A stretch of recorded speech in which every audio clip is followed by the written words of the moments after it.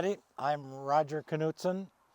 I live in just outside of Finlayson, Minnesota, about 100 miles north of the Twin Cities. I live on 4 acres. I've got my house, my garage, and my shop here. So I built this shop in about 2001 on weekends. I was still working at the time. Came up here to pound nails and put on siding and put in electricity. And I got to design my shop from scratch. So we'll walk in, and as we come on inside, we'll take a look at what I have. It's about 28 or 24 by 36 feet, the outside measurements. I made it, bought a plan from Menards, but altered it every which way, and built this shop with, put in windows and whatnot that I liked. And there we go. It's in-floor heat with LP gas fired up, and there you go. Okay, so as I mentioned, this has in-floor heat. It's a cement slab with about 900 feet of tubing in and a boiler, gas boiler using LP gas. It's been a fantastic, wonderful heat, even. It's very even throughout the year. I turn it on in the fall, one of these days now, and leave it on until early spring. Then I let the slab cool down, which provides me with a nice cool shop all summer. So it's cheaper heat.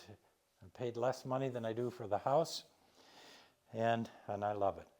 So as far as the shop goes, it's got a lot of tools that you typically have, so I don't need to go over them. And table saw and 15-inch planer jointer, a workbench, a whole bunch of hand tools, which I use at least 50% of the time. So I started woodworking as a kid, really, whittling and making a clubhouse and pounding nails, and no organization. But got more serious as I was raising a family and started building things with no shop, in damp basements and wherever I had a place, in a garage or someplace, and then moved on to when I finally bought a house as a young married man. I had a nice damp basement to work in with no light, and just terrific, always wishing for something more. So finally, when I bought the house up here near Finlayson and had a chance, I built this shop and am happy. The size is terrific, the space is terrific, the lighting is good, so I'm quite pleased. There are probably no real changes I would make. You'll notice as we go through, I don't have central dust collection. I have a dust collector for the table saw. I have another vac with a collector over on the bandsaw, which I change over to the router, and I have one for the jointer planer. And of course, then I have another, just a regular vac attached to the random orbit sander.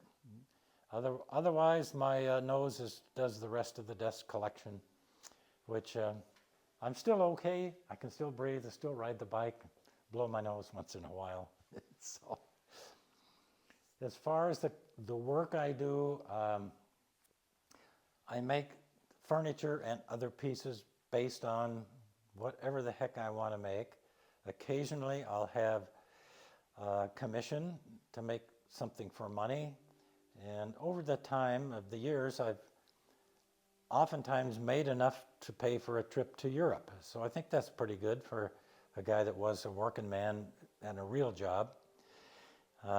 Nowadays, commissions are probably a little less, but they're all word of mouth. There's no website, no business card, no business, monkey business.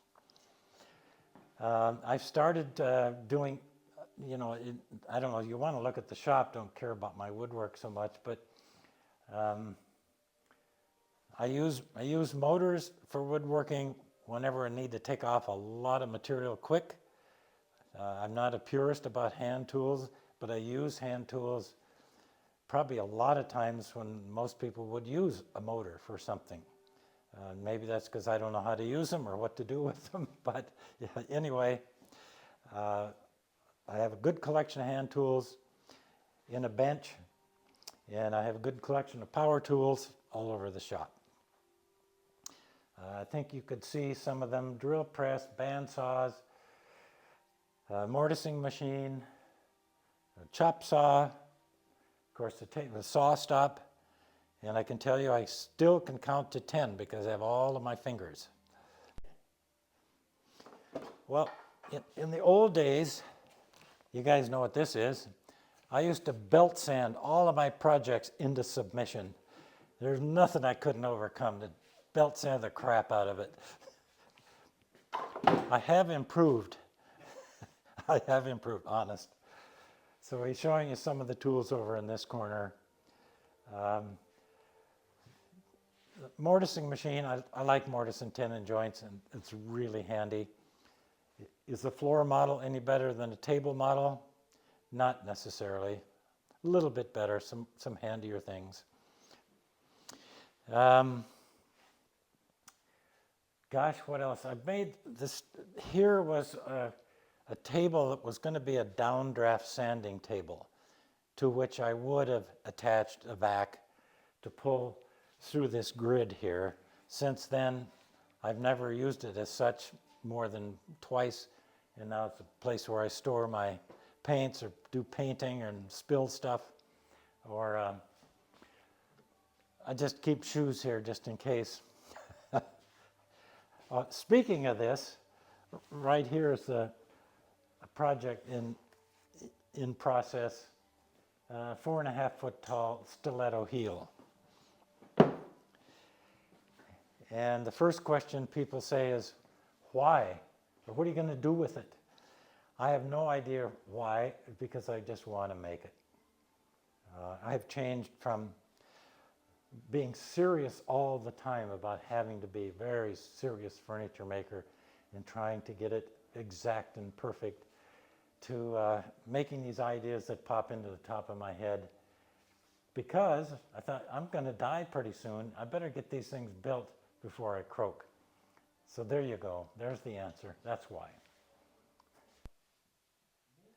Okay, if you have a stairwell in your shop, from the basement up to the other floor, or for me up to the second floor, it's just a piece of use for the understair space. Just have roll-out cabinets. This one happens to be my sharpening station. The others just store nuts and bolts in this one, and other bits and pieces in the third one. Just made to roll out and handy. And I think you wanted me to talk about the planer jointer. Okay, I'm sure you've all seen combination planer jointers. This is a hammer. It's a 16-inch wide, which I found really nice. And also 1 footprint instead of 2 footprints. Right now it's in the planer mode. And what you have to do is lower the table to clear the collector. Throw this over, and then tip this down and lock it, and you're ready. You adjust the table, the cutting height with this. It has the spiral cutter head with the carbide teeth, which you can put wood in backwards and it doesn't chip out. I love it. And anybody who has a spiral cutter head will tell you the same thing. Hammer made in Austria. Quality tools, nice and accurate every place, works well. So I advise, if you have a chance to buy a new big tool, get one of these. Okay, I've talked about my workbench just a little bit, but first of all, I've got my buddy sitting here to keep me company. I got lonely, so I had to have a buddy. And you've probably seen this at a show someplace, I don't know. That's another one. Why did I make it? The answer is, why not? Okay, a nice hand bench. I thought, okay, as I get older, someday I might be shoved off into some apartment or the 2-bedroom, and I'd have to have at least a hand tool capability. So I built the bench with that in mind. Plus, I wanted a hand tool bench. I bought a slab from Grizzly. You could not buy the raw maple for the price of that slab. And it's about 6 feet long, about 36 inches wide. I put a 2-inch thick border, this deep, all the way around, and added the vices. I used just a trestle table leg style underneath to hold the whole thing up and keep it solid. And then I built a box with drawers for hand tools. So got chisels here, planes here, and all my marking measuring tools here, and bench hold downs, bench clamps here, and hand saws here. Plus then I put a board hanging on the wall. It's just hanging on a cleat, a cleat on the wall and a cleat on the back of the board, and hung those tools that I use most often, like all of the time, hung them on the wall so I'm not opening and closing drawers. So that's about it, but I can suggest, unless you want to spend a lot of money gluing together a whole bunch of maple boards, it'll cost you a lot more. I just went to Grizzly, bought a slab, all nice, and then built the table up from there. Easy beasy. I guess over there you can take a look. That's behind here is the boiler for my in-floor heat. It's a hot water heat. Like I said, 900 feet of tubing in the floor. That one's air intake and the other's the exhaust from the furnace, and it's LP gas. Okay, well, that's the shop. A bunch of tools, some nice space, some nice windows. Love having the windows so I can watch the deer and the antelope play. So all is good. I also have lookouts so I can see who's coming in the driveway. Hopefully friends with beer. Okay, so it's show-off time. A couple of pieces to show you, some of which you may have already seen at Northern Woods or other places. This is my Salvador Dali piano. It's not all set up here, but it's about 6 feet long, 3 feet wide. I have a Salvador Dali sculpture with him holding up the keyboard, and under here Igor Stravinsky sits. He's not here now. And then coming out of the piano is a music staff with the first 2 measures of Rite of Spring by Stravinsky. And this piano, the lid comes up like that, and it's all wood except for the piano mechanisms and the wires. There was one little subtle piece because Stravinsky introduced discord into the symphonic repertoire, one of the first. So amongst the spiral strings for the keys, there's one that is a little bit not like the rest. And there you go, there's your discord. But you have to be musically educated. I'm sorry. Norbert knows. By the way, Norbert baptized my piano by playing the first 5-6 measures of Rite of Spring on his bassoon. Thank you, Norbert. Fantastic. Another piece you may have seen is the cabinet for the Japanese tea ceremony with a little panel up here for serving the tea. And it's not demonstrated here, but I have the teapot and teacups in a box inside. I could have done better there, but. And another little piece is a sculpture stand. Made it for, I bought a fancy piece of glass from Venice, from one of the glass makers, weighs 25 pounds, made this wonderfully designed piece. It's not hefty enough to hold that firmly enough for me. I mean, it would hold it, but, you know, some people I have drink too much beer and they'd knock it over. So that's it for those pieces. And then you saw the stiletto heel, I think. And you'll see that next year's show, not this coming show, because it's going to take that long for me to finish it. So always project, this is a working shop. There's even dust, sawdust in here, and that's the way it goes. All right, thanks for listening, folks.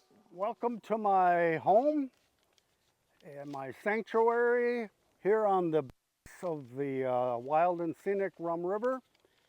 I've lived here for some 40 years, and it's where a lot of my inspiration for my woodwork and my art comes from. We'll be looking at my shop and some of the stuff I make.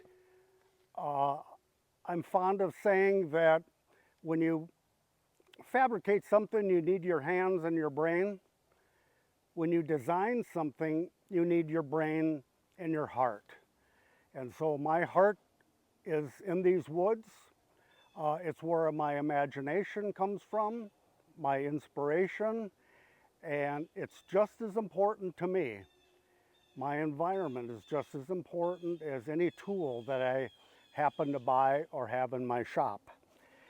I'm not much of a tool guy, so today I'm going to be talking certainly about some of the tools I work with in my shop, but more importantly, I'll be talking about the stuff I make and why I make it.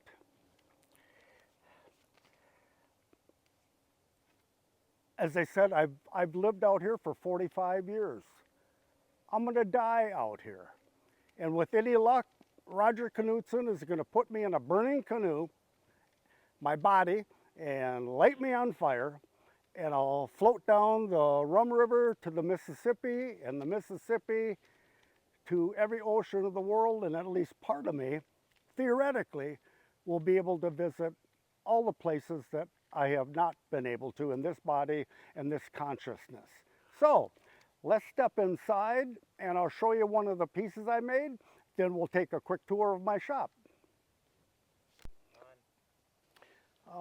This is my shop. I built it 25 years ago, and I practically live out here. I'm very driven. I don't live a balanced life whatsoever because I spend the vast majority of my time in my shop, or as I'm starting to call it, my studio, because the shop implies that you just build stuff. And fabrication is fine, but I like the act of designing. And so I call myself an artist because I fabricate as well as come up with original designs. This building is 45 by 35. I don't have fancy in-floor heat. I sure wish I would have followed Roger Knudsen's example and done that, but I didn't. And you know what? I have everything that I need. Roger, again, always says, and I love it, if you can think it, you can build it. And I'd go so far as saying that I could build anything in this shop. Because the fabrication part of it is straightforward, the design part of it is key, and I find that more difficult, so I spend much more time on designing than I do fabricating. So why don't you guys follow along as I head on in. This shop is 51 steps away from my front door.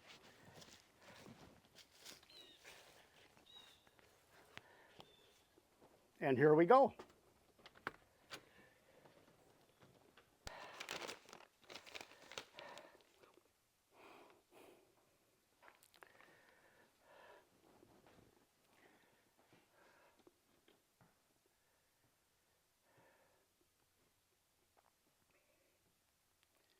Well, we're in my shop or studio.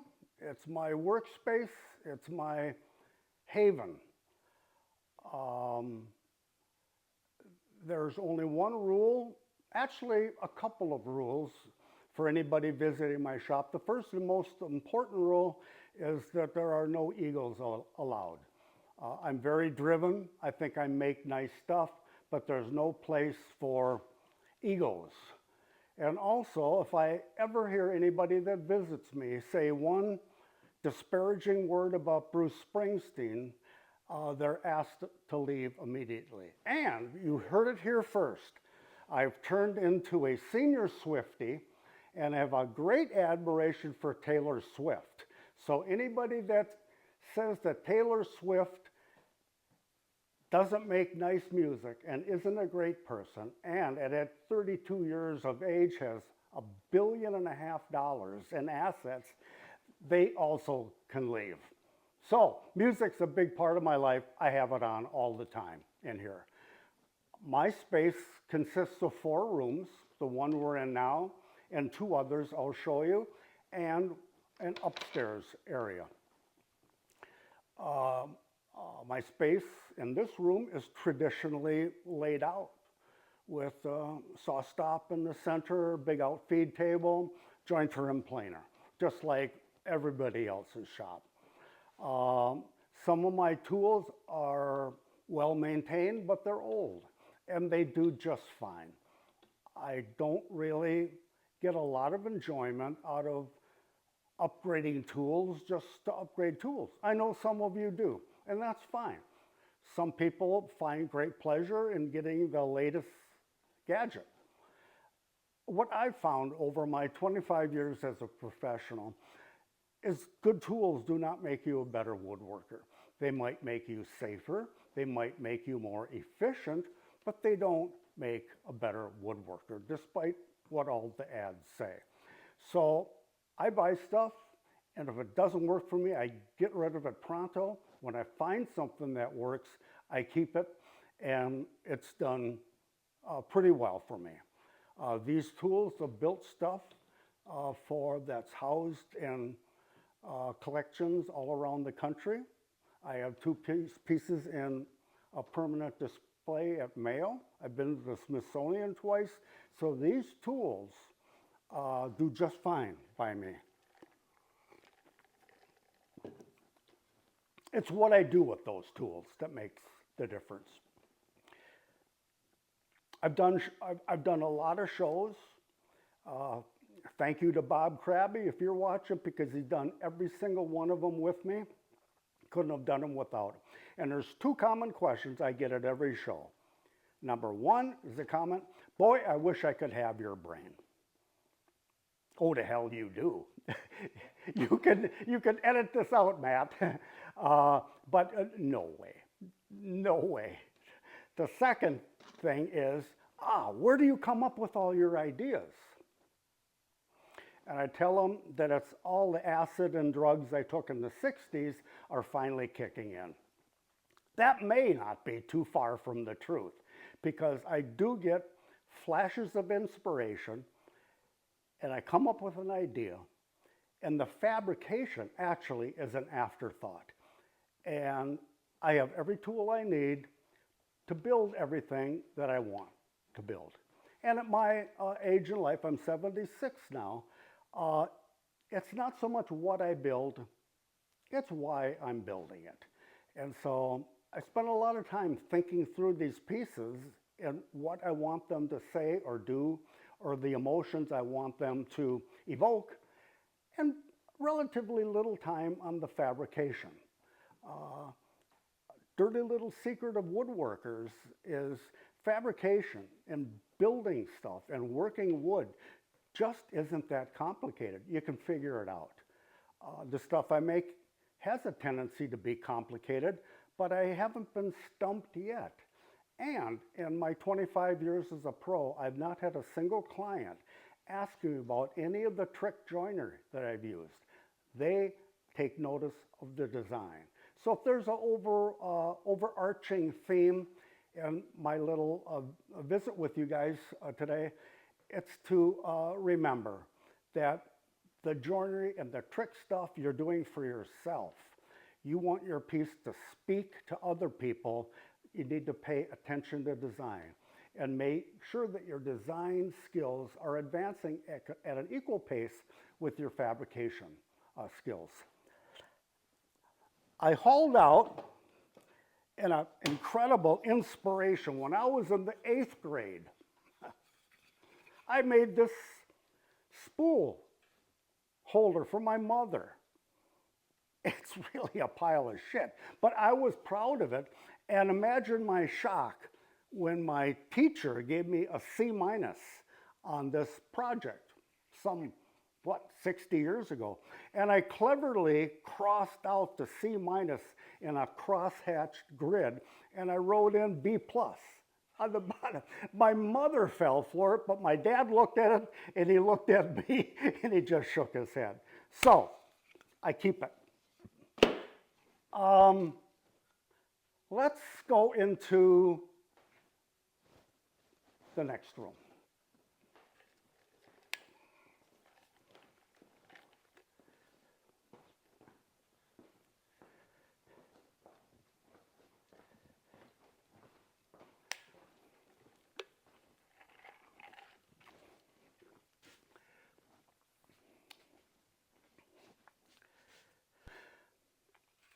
The only things I'll point out to you, and it reflects my preoccupation with building curved cabinets and with working with veneers. I have 4 bandsaws, and I need every one of them. We just passed a big Minimax. It's a beast, and I use it only for resawing.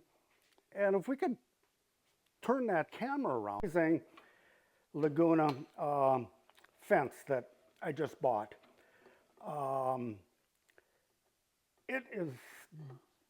It's got every adjustment you can make, and it's dead on. So it enables me to resaw things very thin. I do a lot of marquetry, which ultimately needs to be scrubbed to 5/64. I'm able to almost hit that with this saw and this fence. So that's very important to me. Even though this is only a 16-inch, it does have a 14-inch resaw capacity, which is what's important to me. I also have the 16-inch Laguna that I replaced, that the Minimax replaced, and I kept it because I have this fitted with a 3/8-inch blade as opposed to the big resaw blade. And this bandsaw is old, but it's great. I use it for just about every bandsawing operation except resawing. So it's very handy. I use bandsaws much more than I use a table saw. A table saw, of course, is a necessity, but with the type of work I do, it's an incidental. I don't really spend a lot of time with a table saw. I do have an old Performax drum sander, single drum, that I use primarily for cleaning up shop sawn veneers. And to me, once you have a drum sander, you'll wonder how you lived without it in your shop. It's a heavily used tool.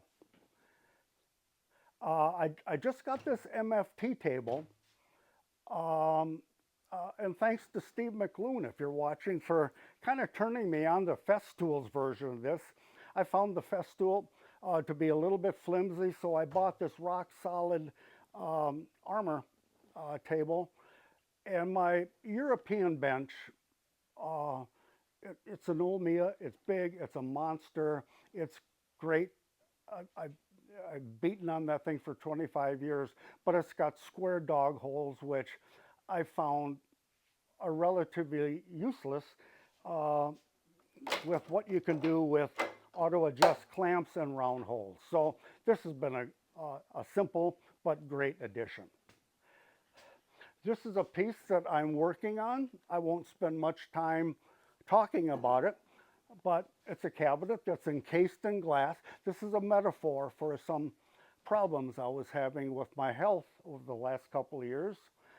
So it's encased in glass, kind of symbolizing that the things that you've relied on to protect you are really pretty fragile, just like glass. It's a pair of scissors. It's modeled after these Art Deco scissors, and it kind of symbolizes my need to not only turn the page, but cut the page and then burn it. So it's a pair of scissors, and it opens like this. And these are carousels that open up.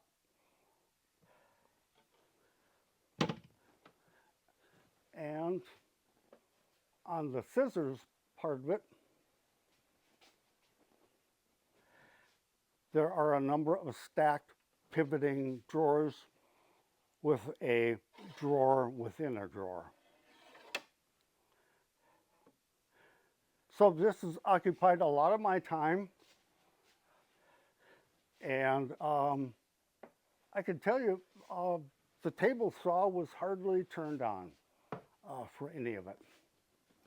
So let's head into the third room. Go ahead. Okay. Okay, come on in, Roger.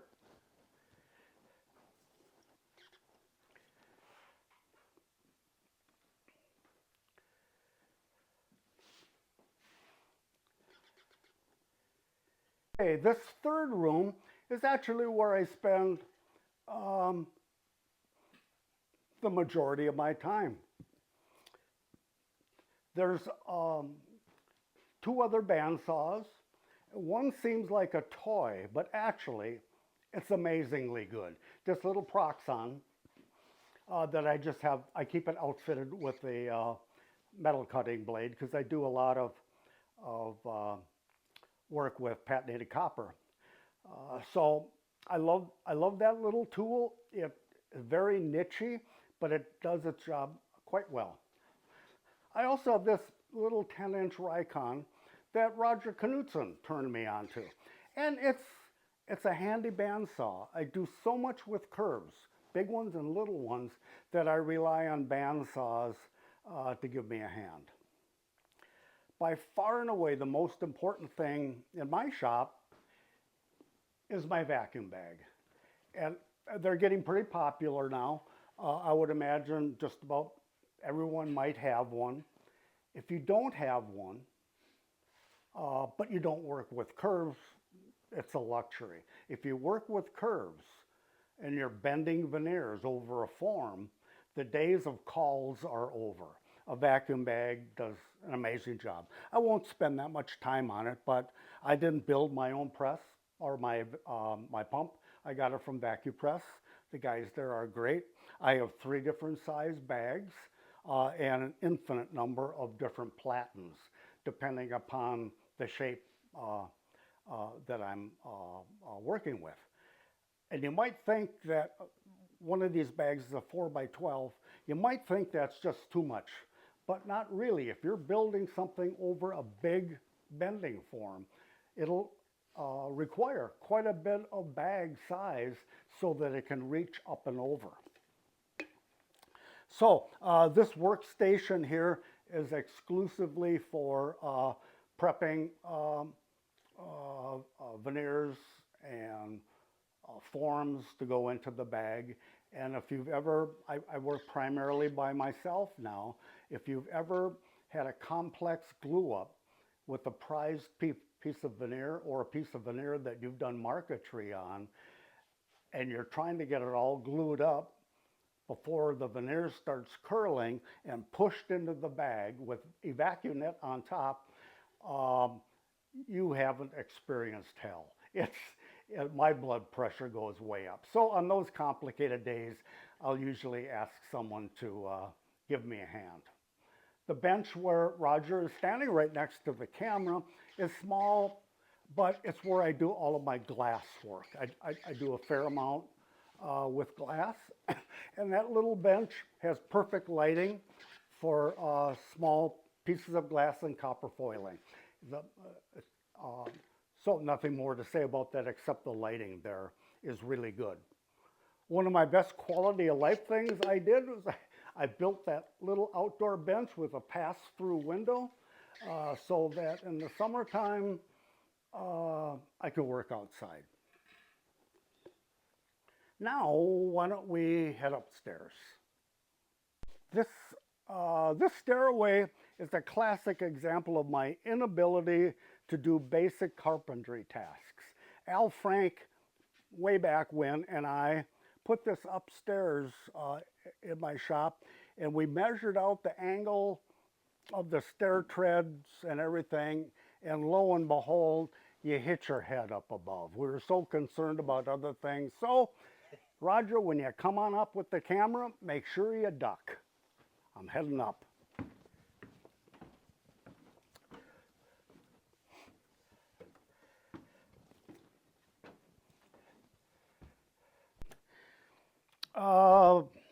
Most guys have got a man cave. This is my man attic. I am so driven, even to this day, that I don't even want to go inside at night. I get in a roll, and so there's a little bedroom off to the side here, and I'll sleep there with a notepad next to my bed. This is a great place to relax. I used to hold client meetings up here. I had it outfitted much differently with a regular office. Now it's just a hangout area, but I'm showing it to you because it's very important for me to have an area that I can go that's mine. Nobody else is here, and I can think or meditate or dream up new designs. There's a window. It's a loft actually, so there's a window that opens up to one of the rooms that we were in, and a skylight above it. So the morning sun is really nice. It's wonderful. Life is good. It is funny as I'm getting older how much I appreciate those little moments. So you guys, that's pretty much all I have to show you. There's tools, but I've deliberately not talked about any of the stuff that I have, except those things that are very important to me now. The shop is very well equipped if you start looking around, but that's just not where my interests lie. I would like to try to enthuse everybody to exercise the other half of their brain and think of unusual, original designs, and then use your tools to build those original designs. Thanks, guys. Hi, I'm David Lane. This is my shop, or more of a workspace. It's a little bit too small to be a complete shop. But I use mostly hand tools, and so my shop is pretty small, and I wanted to just include a tour of a shop that is fairly small for a hobbyist. So we'll walk around here. I'll show you the tools, my workbench, and some of the other tools I use. Brief introduction stuff. This has been here since around 2000, and the walls were already finished when we bought the house. But we had 220 put in 3 outlets because I do use some power, so that worked out well. And we had the lights also put in. And I'm slowly replacing the fluorescents with LEDs, which make a radical difference. And then the other thing that was done maybe 15 years ago, which you can't really see, but I'll hold up something real quick here. The floor was old, broken cork tile, and so we did replace the floor, shopped around a lot, didn't like the stuff at Home Depot, and so we bought some tiles that come from Texas, a place called MWWG, and they snap together nice and firmly, have a good solid seam. And so we put those in. It floats on the floor. It has a sort of grid on the bottom, so air flows, so there's no mold. So we're really happy with the floor. The color, black, I was concerned about, but they had no other colors. They had white and then yellow and red. And the color, black, turns out, I was surprised, turns out to be the perfect color for the floor of a workshop. I can drop a tiny number 2 by 1/4 inch screw on the black floor, and it shows up right away. So it's actually a really nice feature of the shop. So let me walk you around the bench. This is my workbench. I built it about in 2000. It's an Ian Kirby design. It's the second thing I built. It was a great project for learning. It has big 6-inch wedged mortise and tenon joinery and 4x4, so it's rock solid. The top of it came from a salvage yard in St. Paul, and it's an old piece of bowling alley. And it was about 7 feet. We cut 1 foot of it off. And it's great. It's dead flat. I flattened it a little bit more, but it's dead flat, and it's really, really solid. It's a hard maple. One thing about it was that it has 2 big honker T brackets going from front to back in 2 places. And at the time I thought, well, I don't need those. And so I took them off, and the bench just sagged down like a piece of wet cardboard. So they were holding it together. What I realized is that the laminations are one nailed into the other. It's not glued solidly, because all the bowling balls landing on it would crack it apart. So part of the weight of it, must have 500 of these nails. These are wedged, twisted chisel point case hardened nails that are just throughout the entire bench. So it takes pounding really, really nicely. So I love my bench. My bench is the prize thing. I didn't know what I was doing back then. I'm not sure I know what I'm doing now, but I thought dog holes would be handy. And so I didn't know anything about the fact that every dog hole that's ever been made is a 3/4 inch dog hole. And these are 1/4 inch holes that I drilled. So what I did was I made some battens. And this has worked great for me. I've been doing this for 25 years now with this. So the battens fit into these holes. And they make a nice right angle. And then I have a good surface to work on. And that works really well. I can move this one down here and use the vise to clamp something there. So I've just gotten completely skilled at using them, and I've gotten used to them. By coincidence, just last week, a Lee Valley catalog came, and they have a page of mini tools. And one of the mini tools is a hold down with a 1/4 inch shank. So I think that's going to be a Christmas present. So okay, let's walk around counterclockwise. I do like, one of the designs in the shop was to have the bench in the center of the room, and I use all 4 sides of the bench when I'm working. I do some light sawing on this corner here. The Nobeck saw lives there, and I have all this front space where I do most of my work. But it's really nice to have be able to walk around and use the entire bench. It's the same height as this shelf here. This is an old dresser from my parents-in-law's house, and I made this surface the same height as that surface. So a really big board, I can span this space. I almost never do that, but if I need to, I can.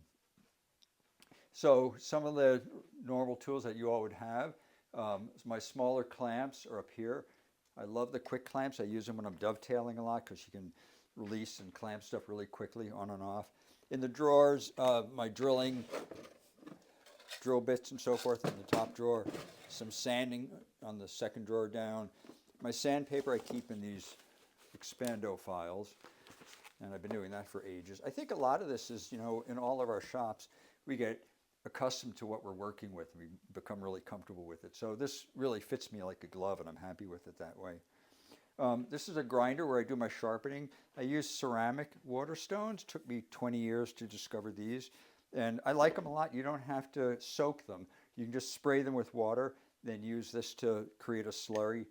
1,000, 2,000, and 5,000. And boy, they work really, really well. They're super fast and make things really sharp. One thing that was a recent purchase that was pricey but really well worth it.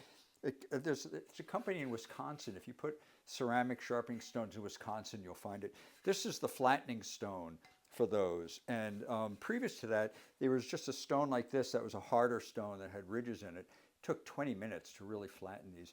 This, under running water with one of those, you go like this, and in about, 2 minutes, it's dead flat.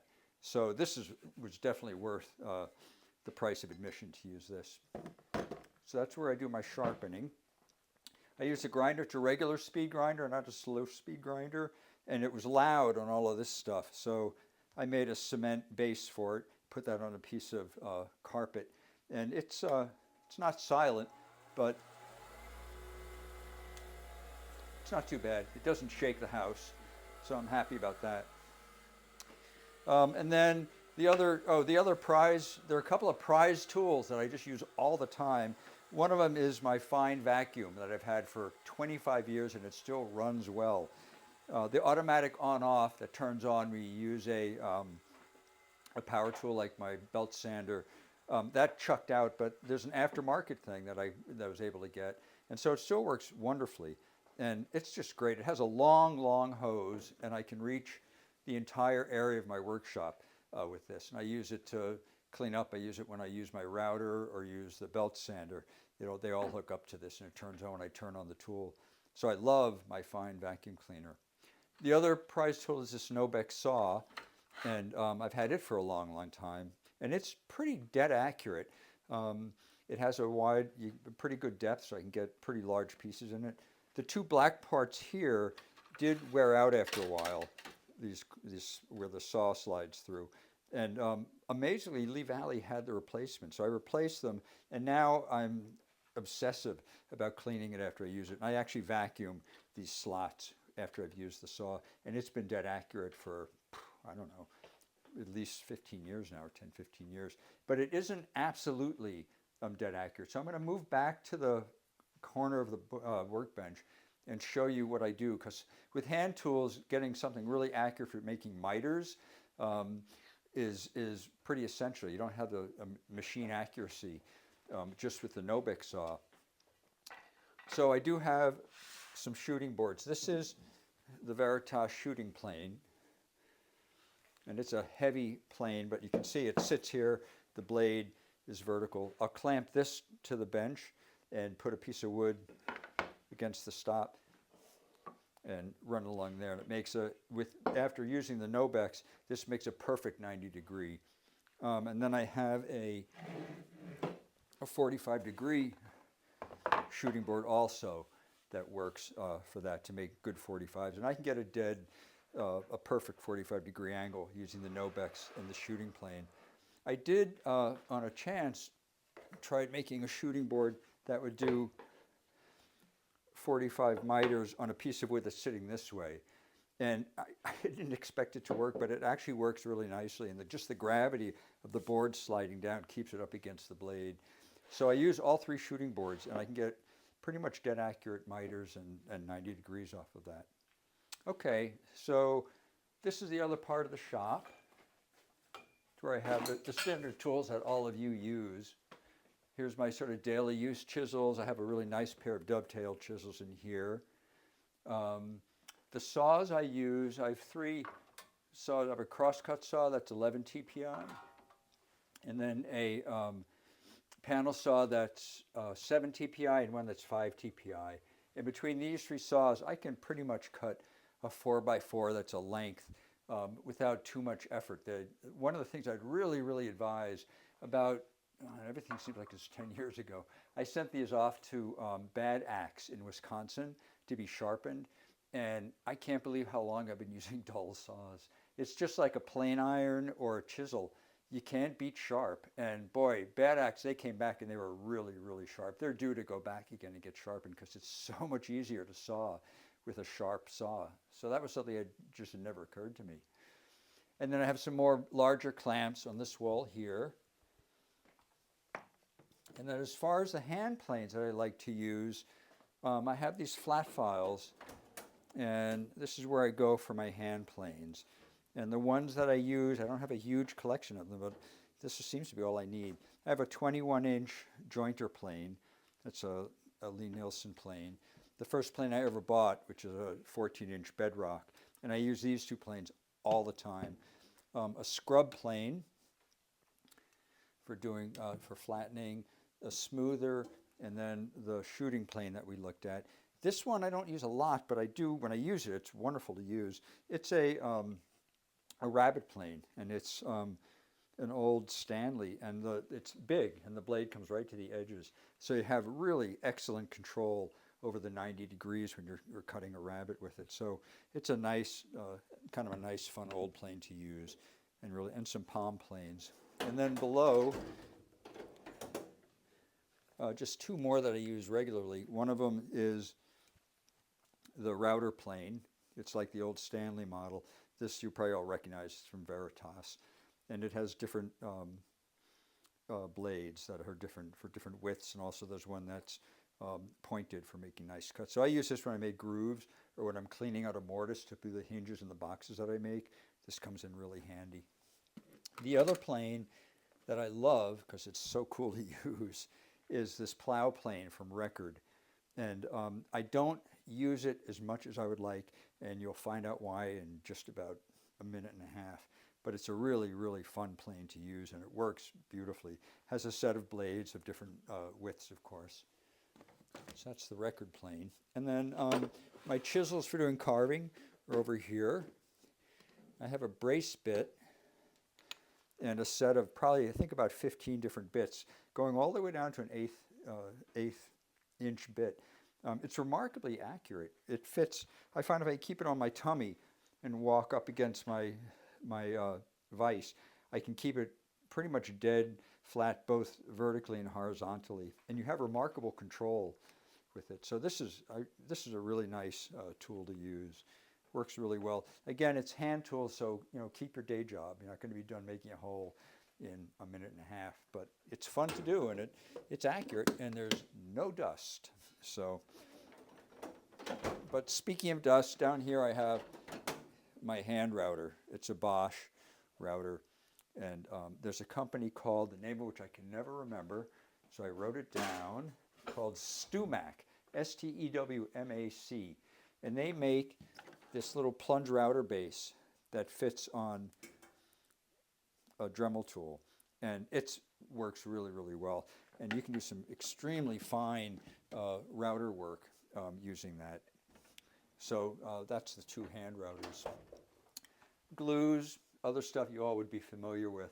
Up on this wall, just because it looks cool, I think, these are all patterns for box lids. So when I'm trying to make a box, I can put one of these patterns, or two of them down, and shift them around over the grain of a board in order to find the part of the board that has the nicest grain. So these are just patterns I've collected over the years of making different boxes. Okay, so let's look at the one big power tool I've got. It's over on the other side here. Action, okay. So the one power tool I have is a router table, and this is the thing that has eclipsed the really nice Record plow plane. I have to really psych myself up and say, I want to play with my plow plane and use it, because this is so much faster and it's so much more accurate. So I love, this is one of my go-to tools. It has a Triton 3 horsepower router mounted in it. And the reason I bought the Triton is that it has a nice feature where you can raise the chuck up above the surface of the table, and then it locks. So you don't have to do anything for making bit changes as far as lifting the table up or having a router lift attached to it. So that makes it extremely convenient. And that's why I bought that, but the power comes in handy too. And again, it has a dust port, and my fine vacuum reaches this. I usually roll it over by my workbench, so I use it with that. There is, when I'm sanding, hand sanding, it does make dust. I wear a mask, but a friend of mine made this for me, and this is just a blower with two Filtrete filters on it, and it's really, really portable. So I'll pick it up and either put it on my workmate or put it right on the workbench in front of where I'm sanding and turn it on, and all the dust gets pulled into that. So it does really good dust control. I'm sure there's micro ambient dust that's floating around, but it takes care of a lot of the dust. So that comes in really handy. Over here are just miscellaneous here. This is the thing I use for carving. Belt sander, a big vise. I like to make my own hardware, so I have brass and steel that I work with. And so I have that vise, and it clamps onto my table, so I can work at my table and do metal work on that. And one thing that's kind of silly, but I want to mention it, is, of all things, whoops, a dartboard. And I actually use this as a when I'm woodworking. If I'm cutting dovetails or doing a lot of sawing, I get tired or my concentration sort of gets down. I'll do a corner of a dovetailed box and I'll stop and I'll come here and I'll just spend 5 minutes just throwing darts, and it just loosens up my arms and gets my head back relaxed, and I go back and do it and take a break and come back to the dartboard. So I'm not going to win any dart games, but it actually is something I find really handy for the shop. So I want to go, the last thing I want to show you is where I store my wood. But before we do that, I have to tell you that you may relate to this. When tradespeople come to the house, I always get kind of excited. They're going to see my shop. It's going to be so cool that they're going to see my workbench. Maybe there'll be something on it. And they come down the stairs, they walk right by it. They don't even stop. And they turn the corner, and as we walk back here, this is what they see. This has nothing to do with my woodworking. This is my wife's 1940s Swedish loom. And we had to move the washer, the dryer, and the laundry sink to fit it in here. But she does beautiful weaving, and it's an amazing tool. From a woodworking point of view, it's quite beautiful. And it actually has dovetailed pieces. This bar here is dovetailed into the side here. This piece is dovetailed into this piece here. And the individual parts are marked. So there's, back in the 1940s, some guy put 3 marks here and 3 marks here. So when you take it apart, you can put it back together again. So it's, I always have to go back in my shop and just stew because they're spending 10 minutes talking to my wife about her really cool loom. But anyway, that's what Karen uses. So the last thing is back here is just where I store the wood. And again, size is a factor. I'll move this out of the way so you can get through. So it's sort of just in time. So I have some maple, cherry, a really nice Korean wood that I've had for decades called Zelkova, which is a beautiful type of Korean elm.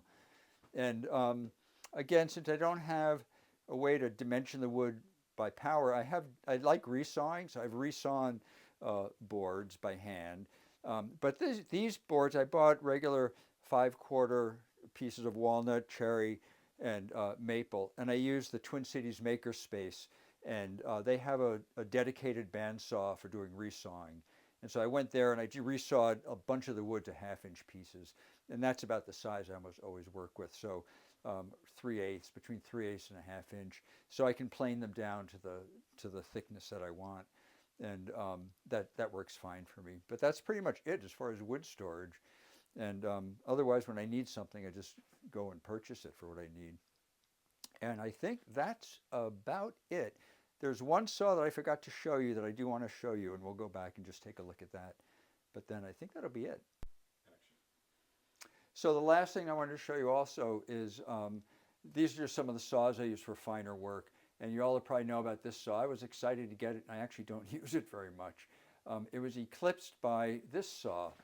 And the company Tools for Working Wood sells this bow saw. But what they also do is they sell the plan. They don't sell the plans. They have the plans for this bow saw on their website that you can download. And it has one-to-one drawings of the parts.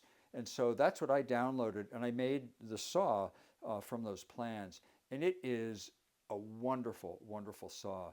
It's first of all, the blades are long, so you get a lot of throw, which is really nice. It's also really easy to turn the blades. There's no kind of fiddling with levers and so forth to turn the blades. And you tighten the blade by just tightening the wire, and it makes a nice tight blade. So I want to be sure to share that, because if you're looking for something to do over the winter, making this saw would be a lot of fun. And it's light, it's very light, so you have a lot of control. So that's a fun saw. Okay, I think that's about it. Hello, I'm Tom Casper. I'd like to welcome you to my studio. It's really a garage, about 26 foot square, that I use to build my own furniture and to instruct students in the art of building fine furniture as well. It's fully equipped. There's lots of room for everybody in here. And of course, as maybe you can tell from the picture you're seeing, that no car has ever parked in here. My very understanding wife has said, you can have the whole thing. It has a really tall ceiling, lots of room for 1, 2, or 3 people to work in. And due to my many years as editor at American Woodworker magazine, where I was testing tools quite a lot, I was able to pick the best, for a home shop at least, to work on in here. So let me show you what I've got.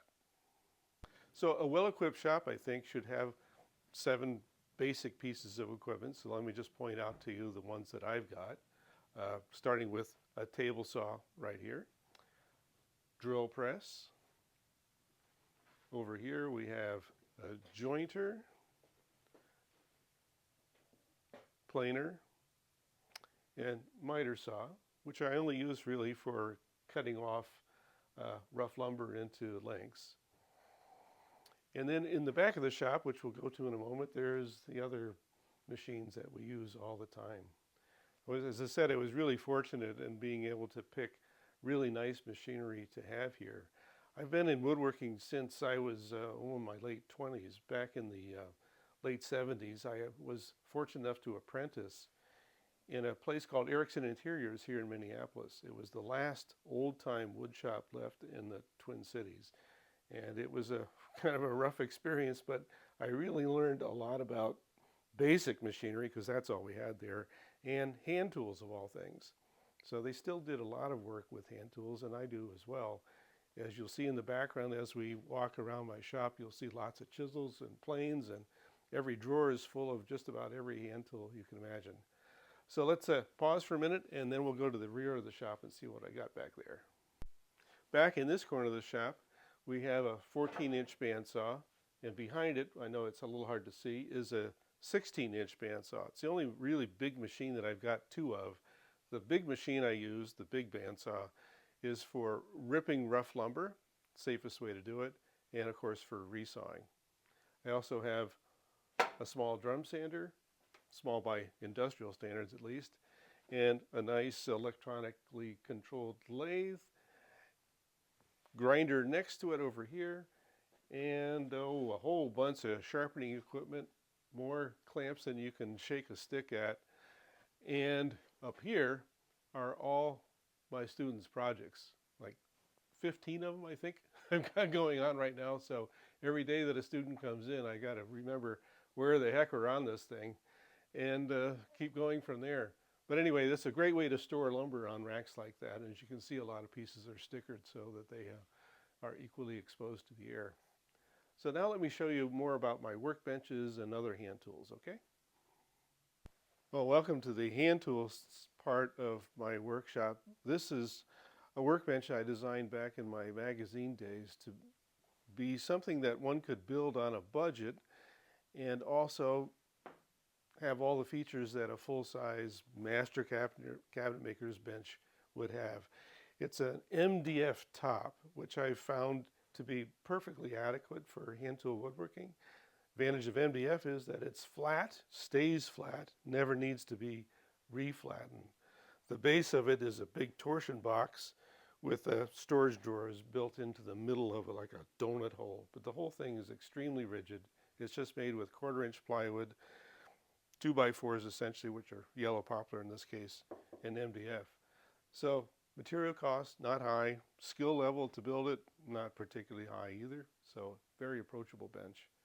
Right next to it over here is something I use all the time, which is a door. Basically, it's my assembly table. So it's an old school door, a nice melamine top, or formica top rather. Glue doesn't stick to it. You got a vise on the end over here. It can raise and lower, which is kind of convenient, but a lot of work takes place right here, not only on my workbench, but on an assembly table. Just find is absolutely useful in a shop.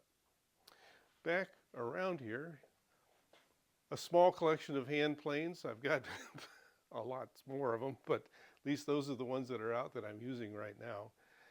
And a whole bunch of stuff. But also my sharpening station is right next door. I use stones a lot.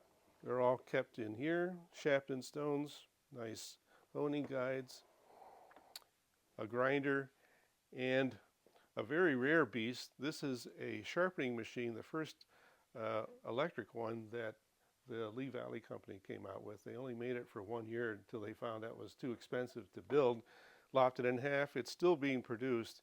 Anyway, it's a platter that rotates. Abrasives go here.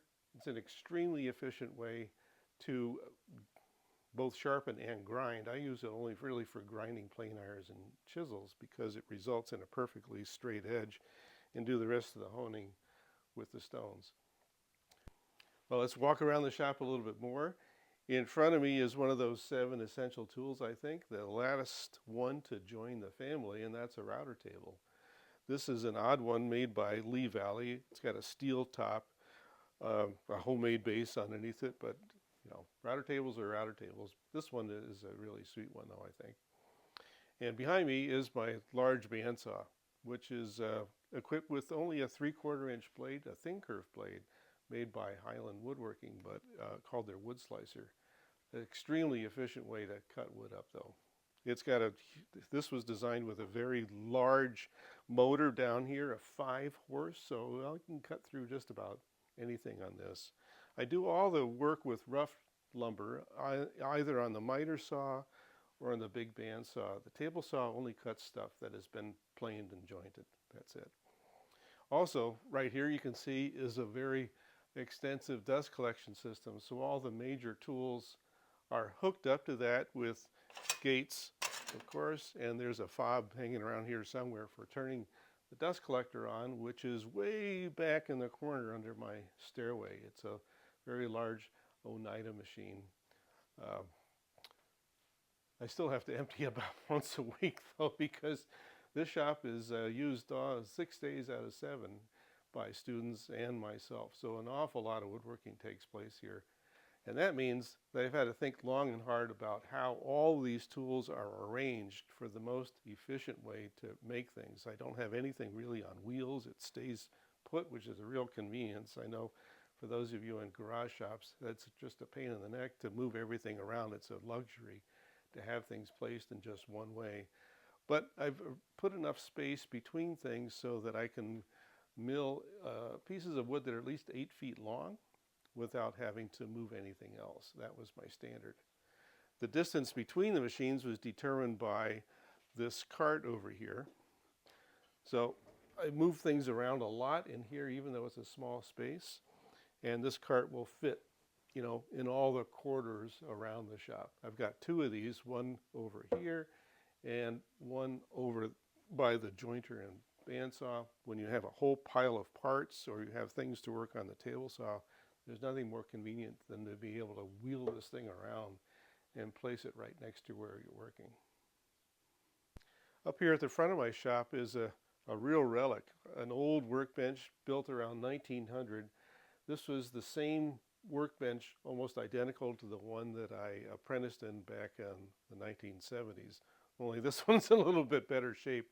Just this past Christmas, I rebuilt the whole thing, leveled the top, kind of a pain in the neck to do it, but got through it. Also built a cabinet to go down below here, which helped to stiffen the whole bench. Benches in this design always suffer from racking and torquing like this. So that cabinet is locked in place. It stiffens the whole base. Of course, on this side, I've got a classic tail vise with a wooden screw on it. That's the way this bench originally was made. Years ago, though, somebody broke the wooden screw that was on the face vise, so I've replaced it, well, a long, long time ago with a really nice record vise instead. And down below here, of course, this added more storage space as well. So the top drawer, for instance, are lots of chisels. One for every occasion, I guess. Different angles, different lengths, different uses, and a very strange hole in the drawer. What the heck is that all about? Well, as I was building this case, I had one of these unintended consequence moments in which I realized that the holdfast has to be able to go down through a drawer. Okay, so design change, make a hole in your drawer, and it worked out just fine. You never know what's going to come up sometimes. Around the bench, I have a lot of tools all out ready to use. This cabinet over here is full of marking and measuring tools, saws, sandpaper, scrapers, a whole bunch of other stuff. And on this side over here is a pretty complete selection of hand planes all ready to go. So hand tools everywhere. Sometimes I always wondered whether the grass was greener, when I looked at a catalog or saw someone else using something. So I've ended up with a lot of tools and really just have kept the best, well, sometimes the second best as well, just because it's nice to own lots of stuff. I was fortunate in being a tool tester in my magazine days, so I was in charge of a lot of tool tests for machinery.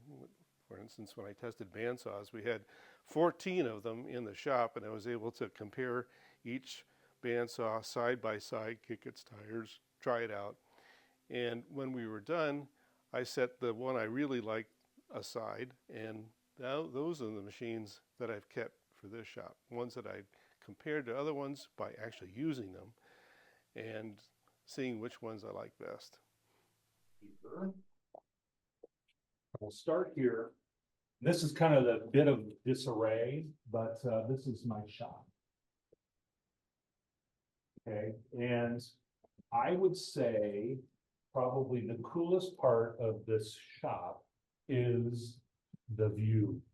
So I'm gonna open this door. So I have two overhead doors that are glass, so I get great sunlight year round. I don't get sun in the shop until winter. In that winter, I want sun in the shop. In the summer, the sun is so high that I kind of designed it to make sure that the sun doesn't come in the summer. So we're actually, this time of year, we're starting to get it. So I'm gonna open this door because I'm gonna show off our view.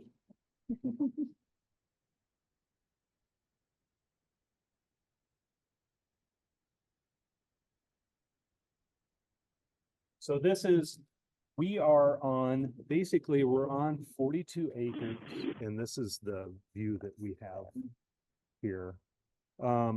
We have 4 head of cattle, so not only am I a woodworker, but we're also ranchers, big time ranchers, 42 acres, 4 cows.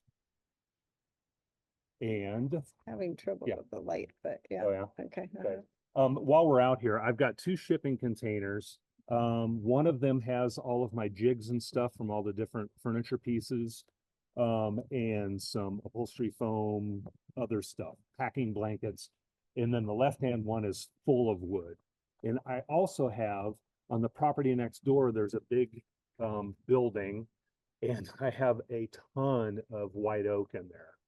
That, if you guys remember the derecho that happened in 2020, that went across to Iowa, I had a friend that had a farm north of Ames and lost a whole bunch of bur oak trees, and I turned them all into lumber. And all of the flooring, all of the casing and baseboard in the house is made out of all of that, and then I have a whole bunch left over, so I've got a bunch of white oak. So everything I make here until I retire is gonna be white oak. Kind of cheap. Bobcat's not ours. Yeah, Bobcat's not ours. Somebody asked. I wish it No, was. I'm just saying, because I know guys in equipment. I just thought I'd mention it. Okay, so the shop. I have a very small lathe. I actually just ordered a new lathe. And I tell you what, we could talk about this. I was a little frustrated in shopping for lathes because I'm not a bolt turner. I actually built a good lathe to do mostly spindles. And I'll show you a couple of my pieces. I do a lot of spindles now, but there's all kinds of information online for when you're shopping for lathes for doing bolt turning and stuff, but there's not a lot of information for just a good basic shop lathe. What I ended up getting is a shop box from Grizzly because they had them on sale for $1,000 off. And I looked at all the reviews and I kind of bit the bullet, and all the reviews were good. So kind of fingers crossed that it's a good lathe. But then I've got, by the way, I don't really have a loyalty to any specific brand of tool. I kind of shop it out. I actually kind of cursed a little bit with trying to find the cheapest thing, and that's not the best way to buy woodworking equipment, but I actually have gotten a little bit better at that. But anyway, so all of my tools are kind of different. Run the gamut of, from jet to grizzly to saw stop. What else do I have? I've got a other bandsaw. We'll look at those in a minute. But anyway, so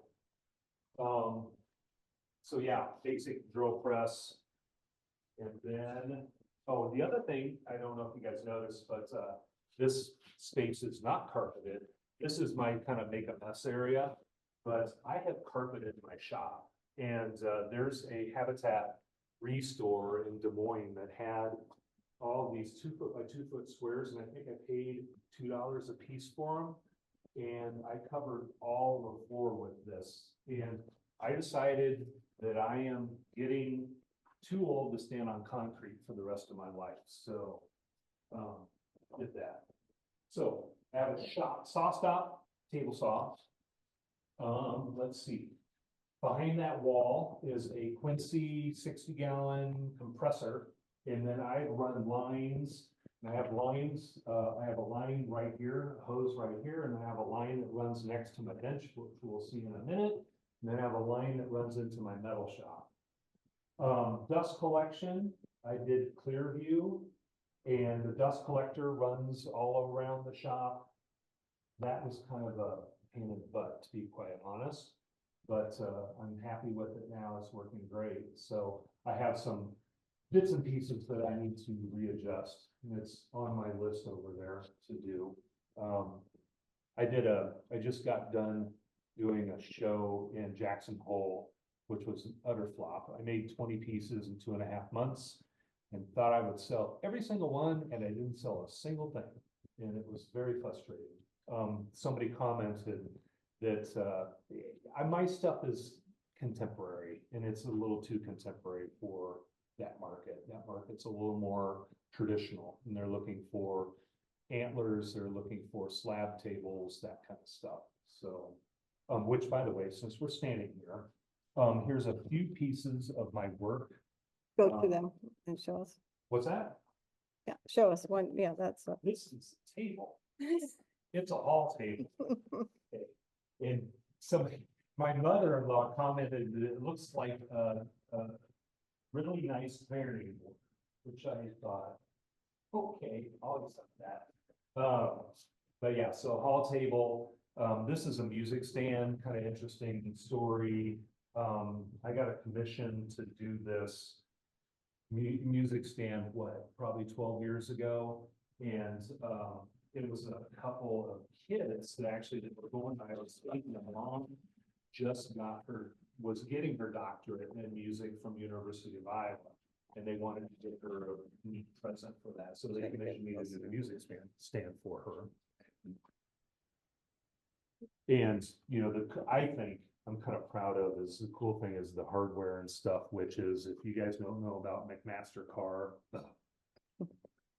everybody should know about McMaster car. Yeah, this is all plasma cut steel, bronze for the rest. And then the bottom is steel. And then this is a bent laminated piece of cherry is the back. So, yep. And that's, again, back to that, my stuff is a real mix of materials. It's kind of funny. So the hall table is mesquite on the top, and then the bottom is cherry that I've milk painted and then distressed. And then it's got brass rivets holding it all together. And it was kind of funny because AI online, on the when I was doing the PowerPoint, it said it called it hall table wood with iron legs. I thought was kind of funny, so I faked it out. And then this is the bourbon chair. So I kind of, for some reason, I got into this making chairs for drinks. And so I did this chair, and it is, you know, so the wood parts are oak. So this is oak and it's burned. So thinking about the inside of a barrel for bourbon. And then this is buffalo hide. And then the back is African cloth, and which I thought was kind of fun to do, you know, this African cloth on a bourbon chair. This very, has this Western feel to it. It's really hard to get your head in the picture and the thing, because you're too tall. Okay. That's better. Just squat down. So, all right, let's see what else. Have chop saw. Chop saw. Okay, Well, and then I made this thing for storing short pieces and stuff. It's kind of a disaster right now. I need to work on that. And then this thing behind it is a set of cabinets and then pegboard. You'll see the other side of it, but it's kind of a room divider. I was thinking maybe at some point I have an apprentice working in here with me. That's another conversation, but I kind of saw this as kind of being the room dividers, so they would have their space and I would have my space. They have to stand on concrete because you have to, you know, bide your time. So this set of drawers, one of the things I made when I started doing doing the shop, designing the shop, I said everything's behind a drawer, behind a door, or in a drawer. So I built a lot of drawers and doors. Though this came from Iowa, I brought this with me, the outfeed table. So it's got, you know, all sorts of saw blades and stuff are in here. And then whatever else, you know, I decided it was a good place to put it. So I think this is it. So just this router table. I have had a router table mounted in the side of the table saw. So I went from in Iowa, I had an oversized 2-car garage was my shop for 22 years. And it's been very nice to move into this big shop. And so there I had to think about space and how to use space efficiently. And so router table was in the table saw, which actually worked fantastic. Now though, it doesn't work very well because I've got this pillar right next to the table saw and you have to stand against the pillar to run stuff through the router table. So kind of a pain in the butt. So I got a router table and that don't quite know where I'm going to put it yet, but it will live here for now. And it's the exact same height as this. So actually, if I have issues where if I've got a really long piece that I'm cutting, I can use it as an additional outfeed table, or I can put it over on the side of the table saw for really wide pieces if I'm cutting something like that. Okay. All right. So then I set up all of these shelves and everything in tubs. And this is kind of and again, I still have work to do, but this is kind of my stuff that I need or will use more often than not. So all of that stuff is here. I've got, like for example, I've got these, I love these bins. These are crafted bins and I think I got them. I actually ordered them on Amazon, but you know, so my 6-inch sanding discs go in here. I've got a thing for 5-inch sanding discs and all my different sanding stuff, electrical stuff, epoxy stuff, and then other miscellaneous bits and pieces. So this big bandsaw is what is this? It's a Harvey. I don't know, does anybody else have a Harvey bandsaw? I've used a Harvey table saw. They're really nice. Oh, yeah. Oh, cool. Okay. And I love it. Absolutely love it. And apparently, correct me if I'm wrong, but from what I understand, Harvey or the company is the maker of like Laguna and a number of other tools. And they just decided to have put their own name on some of the tools. So I bought this for resawing, specifically resawing. And so I do a lot of resawing. the work that I do, because I'm doing vent laminations, I'm doing veneers, I'm doing that kind of stuff, so I got that for that. Okay, and then I've got a Delta Edge sander. Absolutely love it. Never had an edge sander. I do a lot of subtle curves. So for example, here's some legs for a chair that I do. You'll see a picture of it later. But you know, this is steam vent. I started doing these in vent lamination. But to do templates and stuff, I'm always doing these really subtle templates, and it's hard to cut these really well on a bandsaw. So I got an edge sander and absolutely love having it. So you want to hear my story that you'll be envious of me? So the Festool, I kind of was one of those that thought Festools were only rich guys, and it can't be any better than any other tool. And real quick, I got on eBay. I was looking for, and actually kind of not the greatest story in the world, but and these are the other Festools that I ended up getting. But I was going to order a joiner planer, and I thought I was getting ready to order it, and it was what was it? It was Laguna. And then I get ready to order it. I'm like, you know what? I'm going to check on eBay and see if they have that available on eBay. I got on eBay, and lo and behold, there was one available.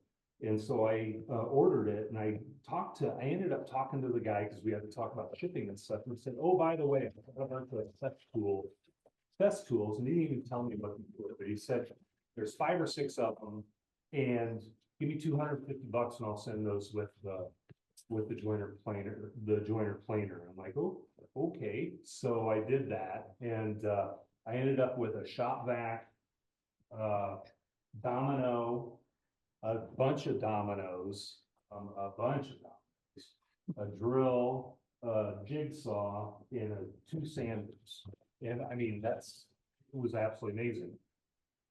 The joiner planer got destroyed in shipping, and UPS said that they couldn't prove that they were the ones that damaged it. So I got $600 out of the deal, and I think I paid, what did I pay? Like $3,000 for it. So at the end of the day, I kind of lost my tail. But we got a bunch of Festools for $250, but I didn't really. So, but I'm ignoring the math.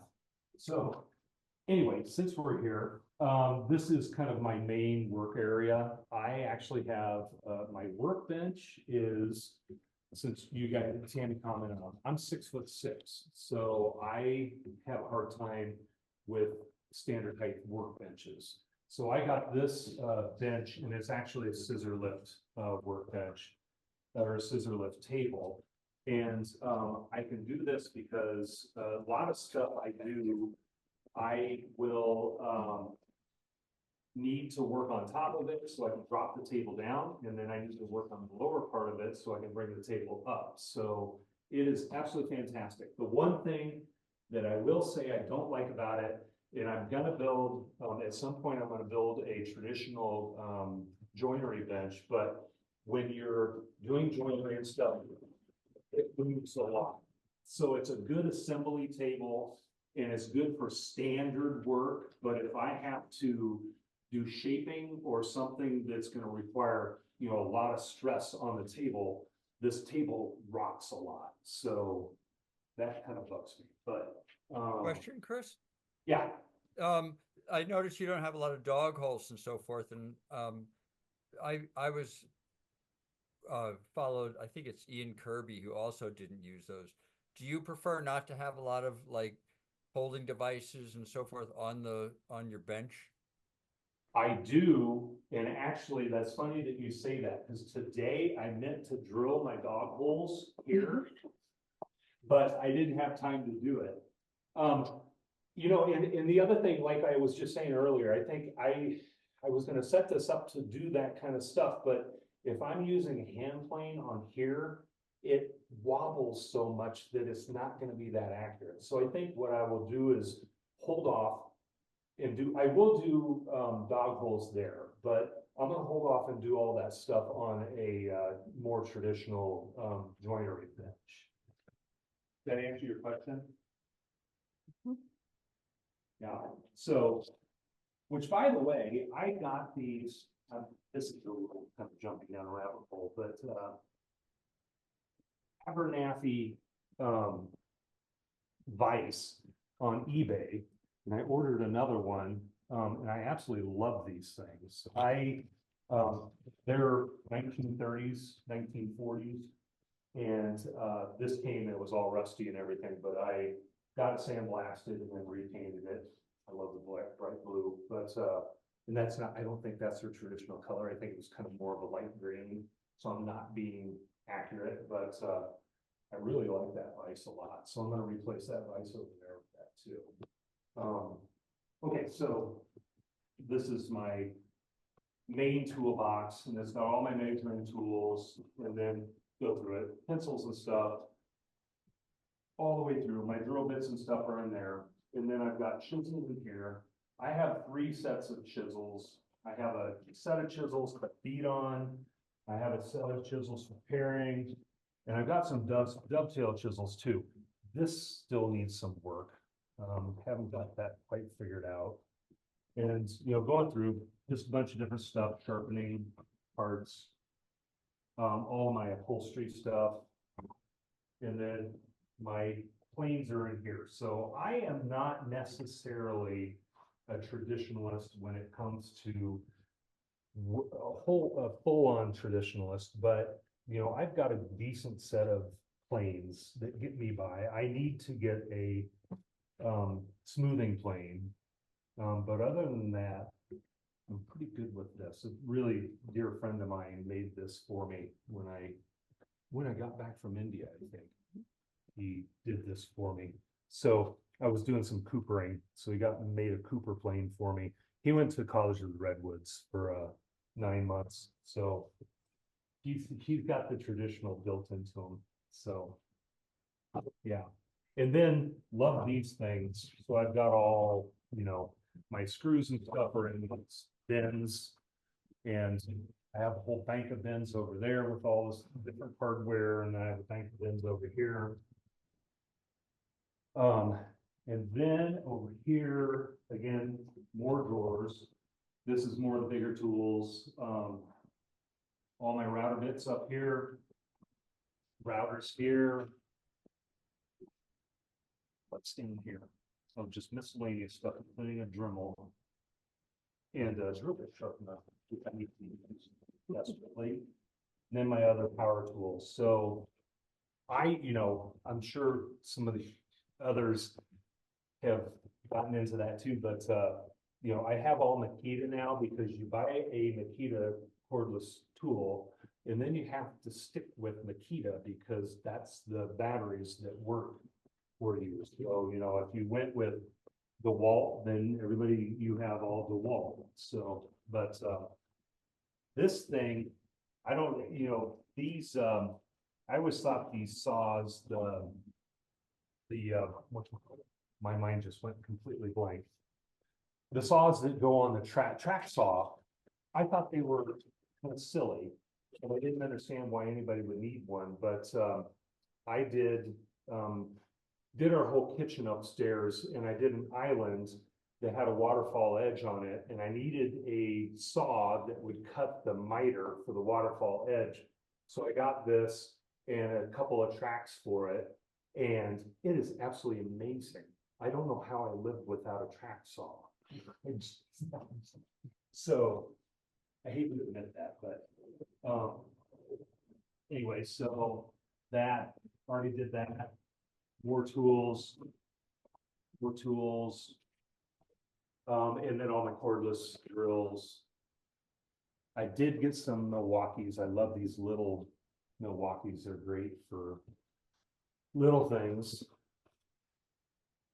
And then that cabinet's got, again, all the tools that didn't make it up onto the pegboard are all piled in here. And then all of my rasps I do a lot of shaping, so I love rasps. I'd love to tell you the Nicholsons, and Taylor Tool Works. I don't know if you guys have anybody's ordered from them, but they come up with some deals and stuff that are really great. But this is my favorite shaping tool ever in the history of the world. And it's a number 11 Nicholson, and I absolutely love this. And it's starting to get worn, so I always have my eyes open for Nicholson rasps, and they had a deal on these Nicholsons, and they're American made, and they're not quite as good, but they're actually a lot more aggressive, which I like in some cases. Other cases I'm not as crazy about, but yeah, love that. And then these Japanese rasps are awesome. Absolutely love those. Let's see, and then I've got more hardware. I'm a hardware nut. My files and stuff. And more hardware. And my taps and dies and wire brushes. More hardware. More hardware. Oh, and then tape. I love tape. I have a lot of tape. So, you know. Let's see, and that corner's gotta get very, oh, my collection of Star Wars things, that's my nerd. And these are, what are they? There's a thing, they're made in Japan, and it's kind of this combination of samurai and Star Wars. So, and then that top thing, I thought I would show you guys, and you probably guys know that, but it's window panels. 10 rules of thumb, and that was kind of nice. And then basically, I can read them really fast because you might not be able to read them. If you're in love with an idea, you are no judge of its beauty or something. It's difficult to see the whole picture when you're inside the frame. Number 3 is after learning the tricks of the trade, don't think you know the trade. And that's, a lot of us suffer from that. You hear and apprehend what you already know. The dog that stays on the porch will find no bones. Never state a problem to yourself in the same terms it was brought to you. That's one I have to remember all the time, because people will, if I do a commission, they'll present me with a the problem statement, and I kind of have to think it through, and I always recite that, so I have to think of it from a different vantage point. If it's offbeat or surprising, it's probably useful. If you don't expect the unexpected, you will not find it. I can't Like do that. that. All right. Don't get too serious is number 9. And if you hit the bullseye every time, the target is way too near. I like that one too. And then this upper cabinet, this whiteboard, this had my list of pieces that I had to make. And then I've got all of my glues and stuff are up here. So I've got a bin with super glues and stuff. And then my sandpapers here. All my Chris, can I ask you a question? Chris, question. The Wendell Castle made me remind you, if you had to identify what in your woodworking you would consider your Achilles heel, like perfectionism or something like that, is there something that comes to mind?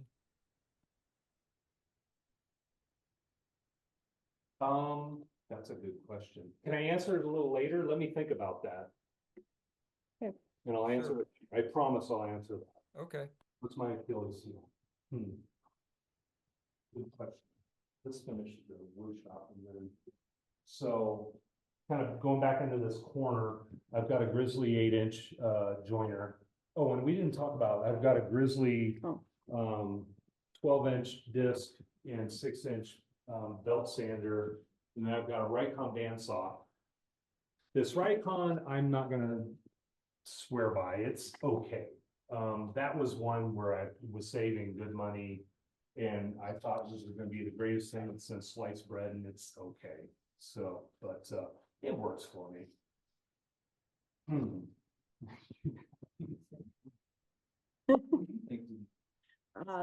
If you can't come up with something, I'll try to.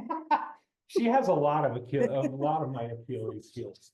Okay, we're Um, talking about the joiner. Yep, so I got an 8-inch joiner, and then I've got a drum sander. I got this, at a point in time where I was gonna, I got a project, a commission with a designer out of California, and they were going to, it sounded like they were gonna sell the heck out of this, a couple of pieces of my furniture, and there were vent laminations.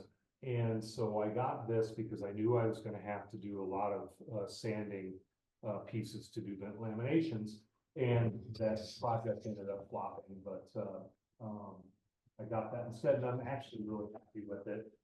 I don't have a lot of patience. That's one of my Achilles heels, is I lack patience. And it's kind of funny because I was a teacher for 22 years and I lack patience, but I absolutely loved working with students. So I don't know, but that thing, you really have to take your time. You can't rush it.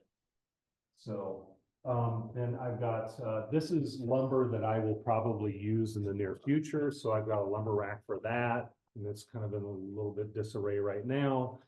And then I've got a rack for all of my clamps, which I can move around. And you can never have too many clamps. Never have too many clamps. You always need some kind of different kind of clamp. And then I also have a bunch of clamps over there. And so then back here, 20-inch Laguna planer. And then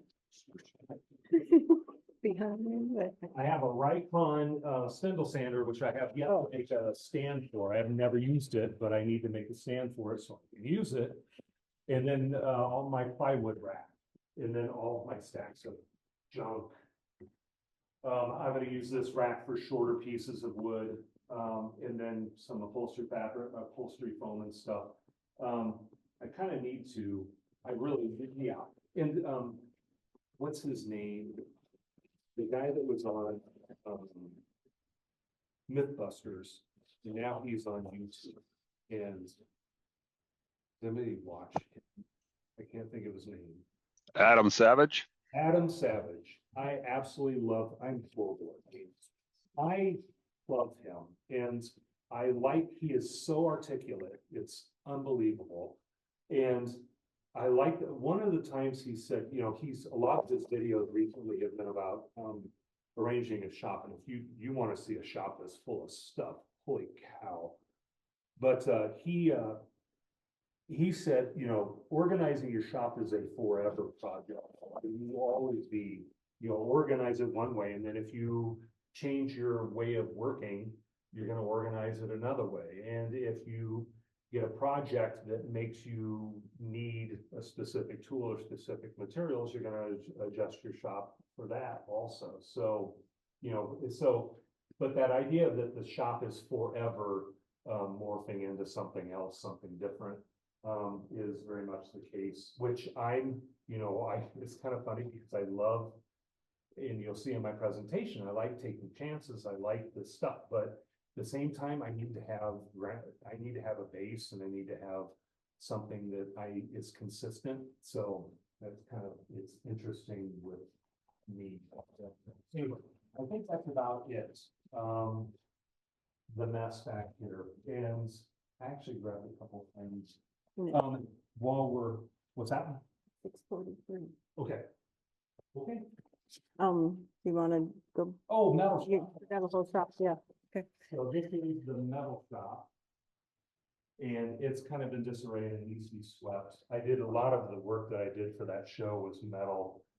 And so there's probably 50 pounds of ground steel filings on the floor. This is basically metal shop, and I've got a drill press in here. I have an old Delta band, 14-inch bandsaw that I'm going to convert to a metal cutting bandsaw someday. I have a milling machine that a dear friend of mine who passed away, his son gave it to me.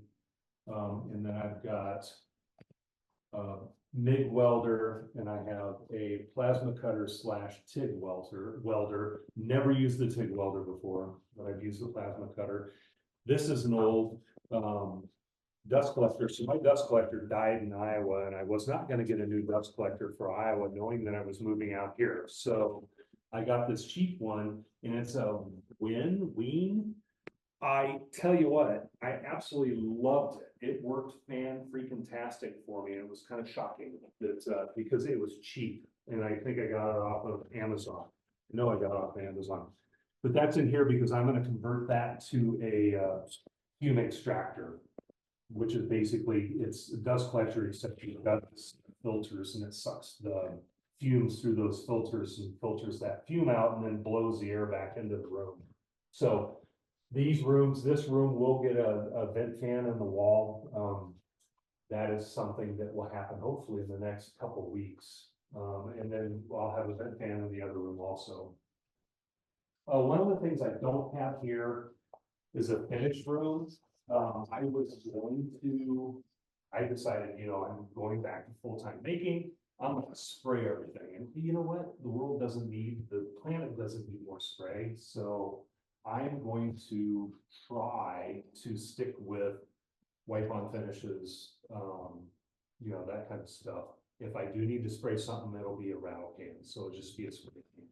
I use Minwax polyurethane on all my steel, and I absolutely love it. I've used other finishes. I've tried all kinds of other finishes. It's the one finish that works the best for me. So I will do that. Okay. Any questions about that? Do you do any blacksmithing? Blacksmithing. I used to do quite a bit and I do very, very little now, but I actually have I have a little, forge that I made. A friend of mine gave me the plans for it. I made a little forge out of some fire bricks and I need to get that set up, but honestly, really, come over here real quick. The main thing that I would use the forge for is to heat up metal so I could do like a bend or something. There's a couple designs that I would love to, instead of having just really clean, round rod, I'd like to pound on it and have it be a little more rustic. And I might do that, but I tell you, where I am, I can find a blacksmith that'll do that for me, and I don't necessarily have the facilities to do it. One of the really cool things and amazing things out here. So when I was in Iowa, I have done in quite a bit of, I've had to have stuff water jet cut.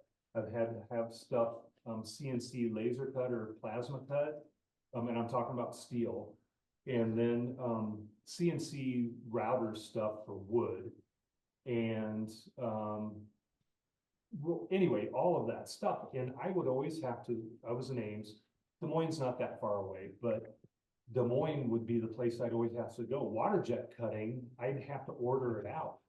Here, I can go to Fort Collins, which is 30 minutes away, and there's a water jet cutter there. I can literally see the house of a buddy of mine that has a CNC plasma cutter that will do all the plasma cutting for me. There's blacksmiths up here. What was the other? Oh, the CNC router. There's a guy down in Fort Collins that does that too. So laser cutting. So it's amazing the access. Oh, and then the other thing with this piece, I have to have stuff machined. I don't have a machine lathe or a metal lathe, and I had to have this stuff metal lathe. There's a machinist that lives a mile away. And she did that stuff for me. So it's awesome to have these. I love collaborating with people too.